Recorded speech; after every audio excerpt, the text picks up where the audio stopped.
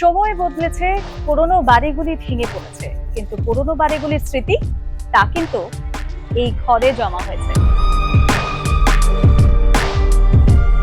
Rasel exchange একটা শুধু বাজারই নয়, এটা একটা আয়না। কেন বলছি বলুন তো? তার কারণ এখানে দেখা যায় একটা শহরের অতীত আর তার ধীরে ধীরে হারিয়ে যাওয়া স্মৃতিগুলি। এই চেয়ারটা হয়তো কোনো সাহেবের ড্রয়িং রুমে রাখা ছিল, আর এই ঘড়িটা হতে তো পারে কোনো পরিবারের শেষ স্মৃতি।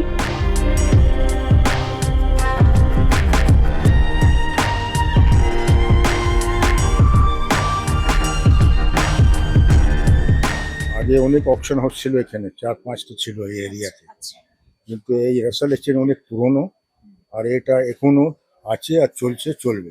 পুরনো কলকাতার সংস্কৃতি, অ্যান্টিক বাজার আর পারিবারিক যে বাস্তব সংগ্রাম, সেই সময়ের যে ছবি এখানে ফুটে উঠছে।